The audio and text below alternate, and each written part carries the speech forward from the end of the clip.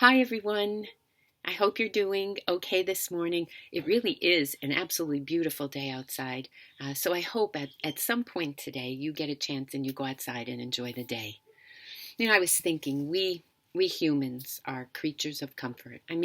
We try to avoid pain whenever possible, physically and emotionally. We cling to what's secure, safe, and feels good.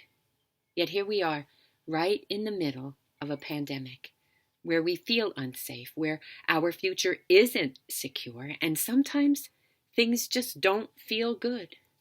Because this isn't normal. This isn't how things are supposed to be. And because of that, we're struggling. Struggling with our kids, struggling over our jobs and money, struggling to understand how this happened and when it will end. Struggling just to hang on. But you know what? No one struggled more than Jesus of Nazareth. Today is Good Friday. It was the darkest day, the most unbearable day, and the most difficult day of Jesus' life. Many who had followed Jesus up to now fled from the events of that Friday, and those who stayed to watch did so weeping in horror. First it was the rigged trial, then the mob that howled for the blood of this man who had failed to meet their expectations. There was the brutal beating, the savagery of the soldiers, the stumbling walk through the city that only 5 days earlier he had entered into with cheers. Finally the nails pounding into his flesh as his tortured body jerked upright. There he was, the naked Jesus dying as his enemies jeered and his most beloved friends hid. The only ones there, his mom, some devoted women, and John. Finally, after hanging there struggling for 6 hours, Jesus breathed his last and died. And by Friday evening, his body was taken down from the cross and laid in a tomb. It was over. And for the disciples, the greatest shock was to have it end like that, to be over after all the bright promise. See, the problem was that it wasn't just the death of their young leader, it was the death of their faith, the end of all they believed in, the fear of what would happen next. And it got me thinking that spring day 2,000 years ago might have felt very much like today. Most of us have experienced that kind of Friday, that unexpected blow from the outside, that shock that catches us off guard, the tragedy that destroys a loved one, a relationship, our health, our livelihood, our expectations, our hopes. It's living right now in the uncertainty of this stinking coronavirus. See, fear made the disciples feel they were alone, and fear wants us to believe that we're alone too.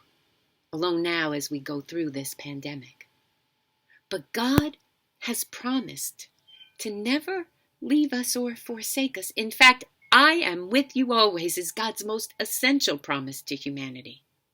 And right now, when I feel like there's not a lot to know for sure about our world and what's going to happen, I need the certainty that God does and that He isn't going anywhere.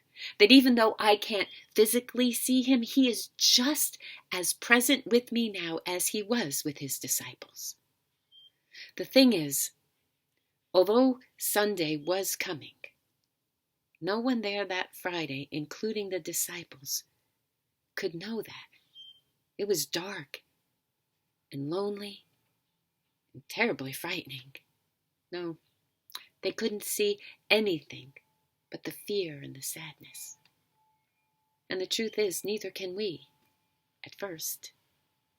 But when times are darkest, when it's hard to see that light at the end of the tunnel, that tunnel we're so desperately looking for, That's when God can shine his brightest. In fact, it's been said that hope is the ability to see that there is light despite all the darkness.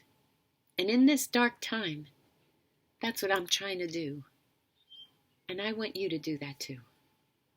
You know, the truth is there is no way around the Fridays of our lives except to go through them. Through the worry, the fear, the isolation, the sadness, the darkness, the crazy of this virus. And somehow we can do that, trusting there will be an end in sight eventually. But until then, we have to keep going, no matter how twisted and dark it may become, looking for that light, even if it's just a crack in the door. That's enough to believe it'll get us through.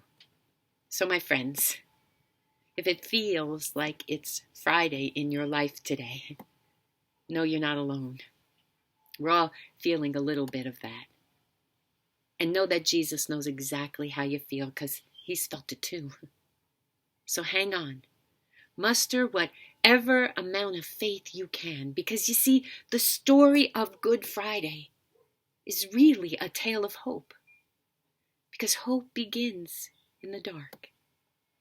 So fix your eyes on hope and trust that Easter can't be far away. Please stay safe and stay home. Wash your hands. Know I love you and I will be praying for you. Try and find some light today. And always, always look for the blessing. We will get through this, I promise you. So have a great day. At least try. And I will see you tomorrow. God bless you. Peace.